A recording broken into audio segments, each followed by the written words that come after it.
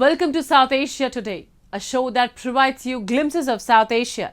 I'm your host, Shivangi Mishra. Let's begin with the headlines first. 54th World Economic Forum held at Davos, Switzerland. Traders Association in POK oppose income tax survey, call it an administrative tool to silence protests. And people in Nepal's Taruka village celebrate annual bullfighting with enthusiasm and tradition. Let's begin the show. Recently, the 54th World Economic Forum was held in Davos, Switzerland. Global leaders, industry experts, and visionaries gathered to discuss some of the most pressing challenges and opportunities facing the world. The theme of this year's summit was Rebuilding Trust. Take a look.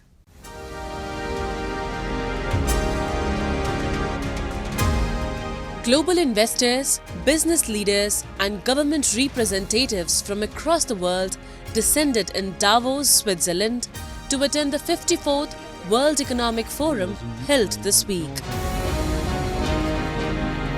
The summit addressed many challenges faced across the globe, including issues where India has been active on the global stage like trade, climate change, and economic growth. The annual meeting of the World Economic Forum provided space to focus on the fundamental principles driving trust, including transparency, consistency, and accountability. During a panel discussion, the US Secretary of State Antony Blinken mentioned that the India-US conversation always underscores the significance of democracy and human rights, and the relationship between the two countries has reached a new height.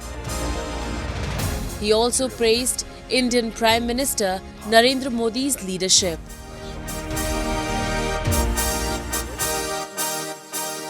We see an extraordinary success story, and we see the remarkable achievements that Prime Minister Modi has achieved, moved forward under his watch that have materially benefited and materially positively affected so many Indian lives. We also see a relationship between our countries that is in a new place, at a new level. And that's been, I think, the very deliberate effort of both Prime Minister and President Biden, who believes in this deeply. At the same time, a constant, regular part of our conversation is the conversation about democracy, about rights. In the latest Global Competitiveness Report, India has slipped to the 40th position. The report reveals that India's score has improved across most pillars of competitiveness. India's economic activity has sustained its strong momentum with both urban and rural demand supporting growth. The strong thrust by the government on capital expenditure, coupled with signs of a pickup in private investment and healthy aggregate demand conditions that are expected to lift a real GDP growth. According to the National Statistics Office's initial advance estimates, India's economy is expected to grow by 7.3% in the current fiscal year 2023-2024. Focus is on that and why it was not happening. This makes it the major economy with the fastest rate of growth. The Governor of the Reserve Bank of India, Shaktikant Das, noted during the summit that there is an all-time high confidence in India world over. I said that current year, that is for the current financial year, RBI's growth projection was 7%. The NSO, National Statistics Office, has said 7.3%. So in fact, when we said 7% for current year, there are a lot of opinion, lot of views outside that RBI was over-projecting. But in actuality, the National Statistics Office, which has a lot more data, has said 7.3% for current year. And for next year, that is the financial year 24-25, what I mentioned is that my sense is that India's GDP growth will touch 7%. Meanwhile, India has pledged to achieve 500 gigawatts of non-fossil electricity capacity, generate half of all energy requirements from renewables, and reduce emissions by 1 billion tons by 2030 as part of an ambitious 5-part Panchamrit pledge at COP26 in 2021. The country also aims to reduce the intensity of emissions in its GDP by 45%. Finally, India commits to net zero emissions by 2070. On the sidelines of the World Economic Forum in Davos, Union Minister Hardeep Singh Puri said that he is optimistic about the green hydrogen. When you saw the session, how much energy there is and how much interest there is in green hydrogen. And green hydrogen is the fuel of the future. And I think the world over, the focus is on green hydrogen as the fuel of the future. And I think what is also coming out that India has some inherent advantages because you have a large consuming population, there will be a large demand for energy. And as we transition to greener energy, I think green hydrogen will arrive on our scene sooner than later. The World Economic Forum is an international non-governmental organization for public-private sector collaboration based in Switzerland.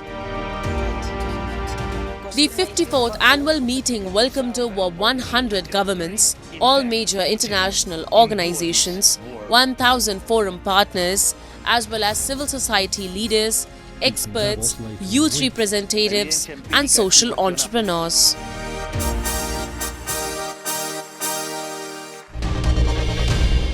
Skill development is the key component for an overall growth of the youth. In line with its aim to generate a skilled workforce in the Union Territory, the Government of India organizes many skill development programs and job fairs in the region. Recently, a 5-day workshop on value addition of floricultural crops was organized in Srinagar to train the youth in dry flower technology, floral resin art, floral printing, flower arrangements, and many other job-oriented skills. Take a look.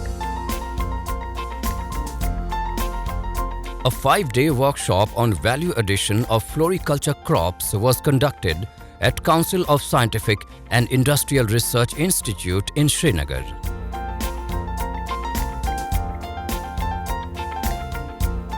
The workshop was conducted under the patronage of professors and trainers from CSIR's Indian Institute of Integrative Medicine. Participants from several women self-help groups, agri-technocrats and youths from Pulwama, Bargam, Srinagar and other districts attended the workshop. यहाँ पे मैं आया हूँ कि इनको बच्चों को सिखाने के लिए फ्लावर बुके कैसे बनाते हैं, फ्लावर अरेंजमेंट कैसे बनाते हैं। तो अभी मैं यहाँ पे सिखा रहा हूँ, तो इनका रुझान बहुत अच्छा है सीखने का। तो अभी देखेंगे तो कितना रेस्पॉन्स मिला आपको? अच्छा मिला, अभी देखेंगे क्योंकि देखिए अभी 60 बच्चे हैं। अभी आहिस्ता आहिस्ता गवर्नमेंट भी इसमें दिखा रही है, तवज्जो दिखा रही है। तो आहिस्ता आहिस्ता तवज्जो बढ़ेगी। जब बच्चे भी आएंगे तो इंशाल्लाह यहाँ पे इसकी ग्रोथ ज्यादा हो जाएगी। फार्मर एम्पावरमेंट का ये एक पैन इंडिया मिशन है जिसमें हम कोशिश कर रहे हैं कि हम किसानों की आमदनी को कैसे उसमें इजाफा करें through production of different types of floricultural crops, जिसमें कट फ्लावर्स है, जिसमें लूज फ्लावर्स है, जिसमें ऑर्नामेंटल्स है, और कैसे उन क्रॉप्स की वैल्यू एडिशन हम करें।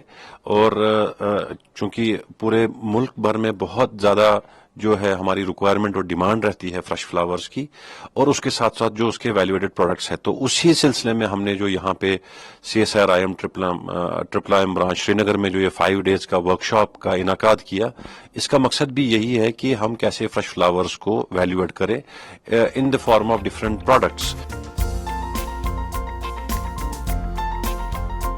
The experienced trainers provided a gamut of skills in various facets of value addition technologies for floricultural crops like dry flower technology, floral resin art, floral printing and flower arrangements.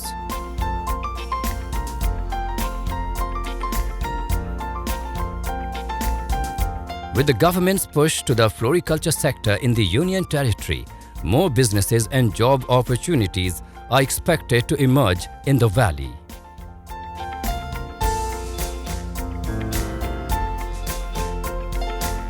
काफ़ी exposure मिला हमें यहाँ पे, हमें floriculture का मतलब जो हमारे क्रॉप्स हैं उनका वैल्यू एडिशन जो कि बहुत इंपॉर्टेंट है, क्योंकि जो हमारे क्रॉप्स हैं यहाँ पे फ्लोरिकल्चर के, इनका इतना शेल्फ लाइफ नहीं होता है, तो जब हम इसमें वैल्यू ऐड करते हैं तो ये ब्यूटिफिकेशन के साथ साथ ये बहुत टाइम तक रहते हैं, तो ये काफ़ी अच्छी चीज़ हमने सीखी यहाँ पे, काफ़ी एक्सपोजर मिला हमें यहाँ पे। माशाल्लाह बहुत ही अच्छा एक्सपीरियंस रहा, बहुत सी नई चीज़ें हमें सीखने को मिली जो कि हम कॉमन पीपल को अभी तक पता नहीं होती है, पता नहीं होगी, तो बहुत ही ज़्यादा अच्छा एक्सपीरियंस रहा।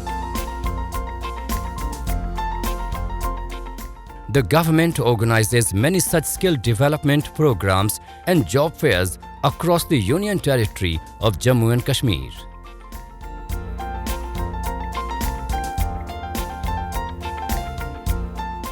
In the last few years, many youths of Kashmir have turned entrepreneurs or gained jobs in diverse sectors after undergoing skill development programs.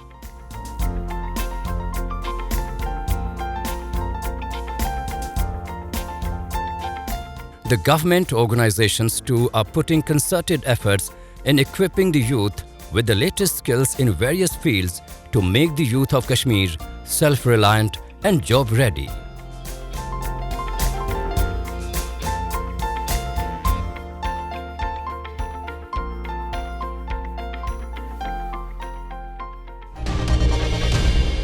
Now we take a look at some happenings in Asia in a segment called Asia Watch.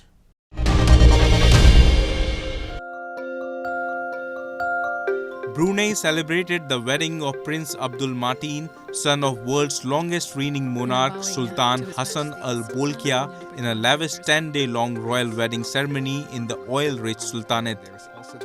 The prince and his bride Anisha Rozna Iza Kalabik, the granddaughter of one of his father's key advisors, attended one of the many royal ceremonies before taking part in a parade through the streets of Brunei's capital, Bandar Seri Begawan. The couple's Islamic solemnization ceremony took place last week. Leaders from neighboring countries were seen in attendance on Sunday's royal wedding ceremony. The wedding celebrations began on January 7. Prince Martin has gained his fame in recent years, accompanying his father on diplomatic engagements, including the coronation of King Charles and the funeral of Queen Elizabeth in 2022.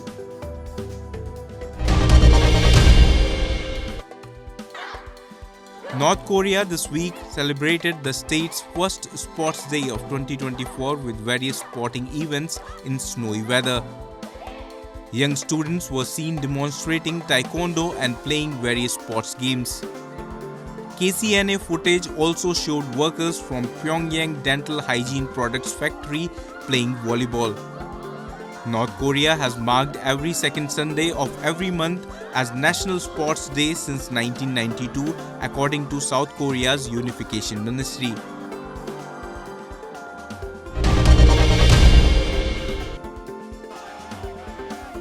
Protesters gathered outside the British embassy in Tehran to condemn US and British strikes on Yemen. Iranian students and residents burned flags and chanted slogans in support of Palestinians in Gaza. US and British warplanes, ships and submarines launched dozens of airstrikes across Yemen overnight in retaliation against Houthi forces for months of attacks on Red Sea shipping that the Iran-backed fighters cast as a response to war in Gaza. The Houthis, who have controlled most of Yemen for nearly a decade, said 5 fighters had been killed in a total of 73 airstrikes.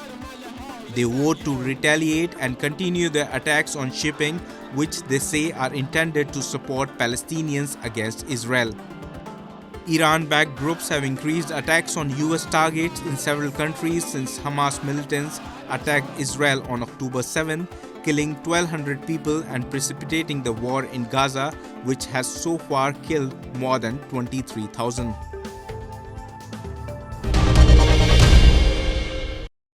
The residents of Pakistan-occupied Kashmir are facing a variety of challenges these days.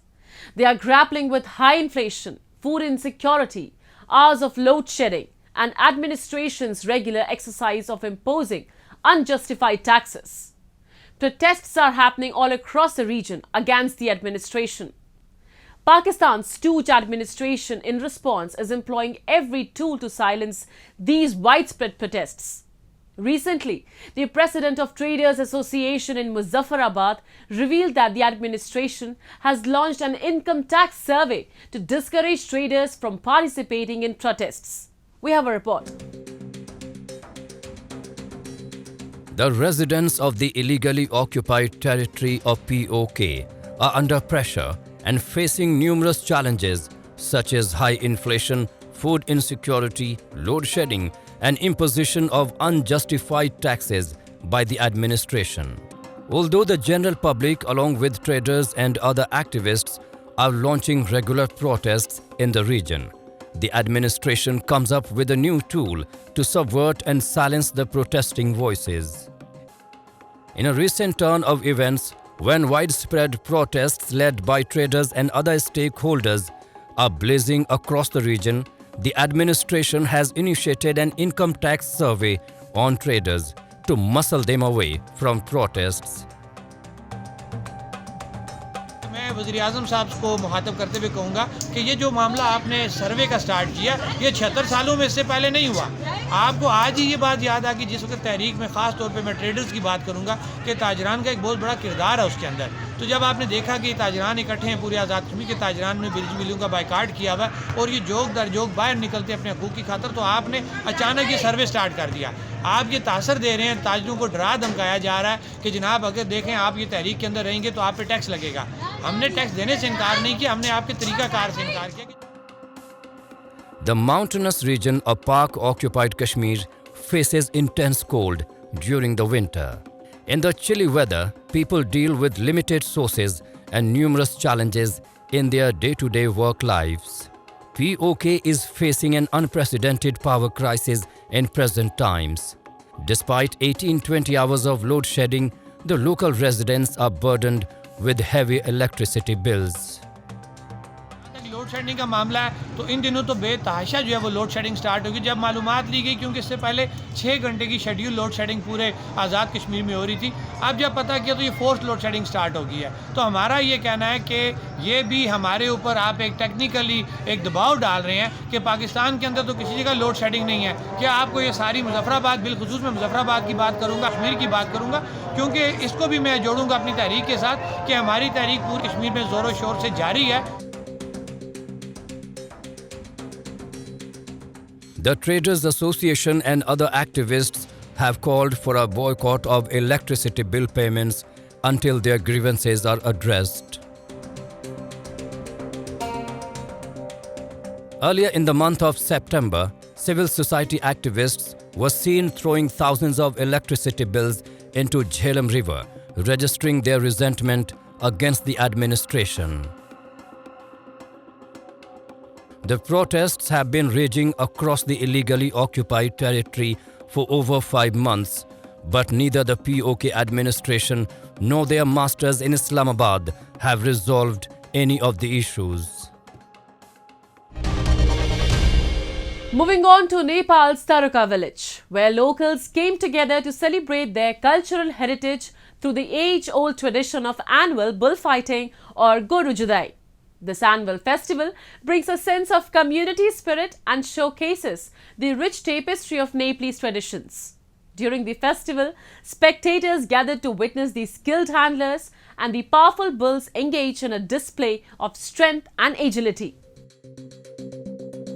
The annual bullfighting festival in Nepal's Taruka village is a long-standing tradition that takes place on the first day of Magh, the 10th month of the lunar calendar. The festival is also known as Guru Judai or bullfighting and dates back to the 19th century. The festival accompanied by music and dance and is a way for villagers to greet and entertain the king. Turn by turn, the humpy bulls enter an arena controlled by experienced cattle rearers and fight for as long as 45 minutes to prove their strength.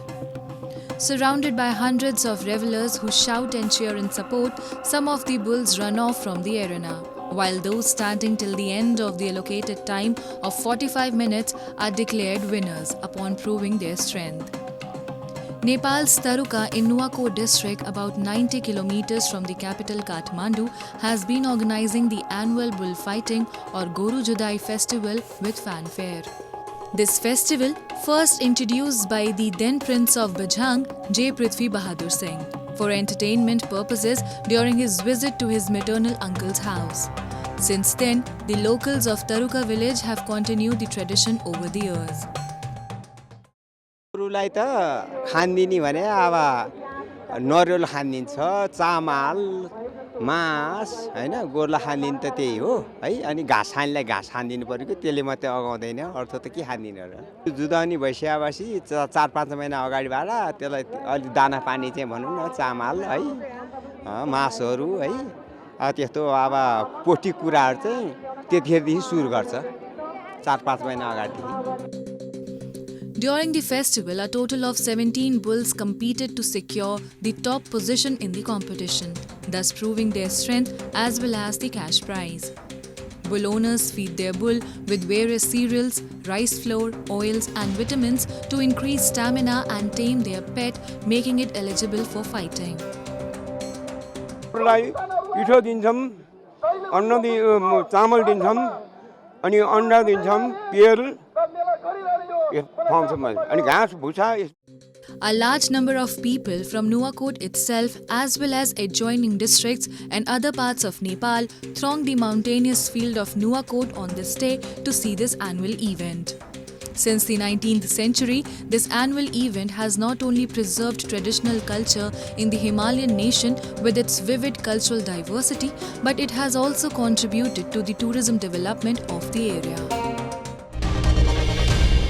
It's time for me to wrap up today's episode. We'll be back next week at the same time.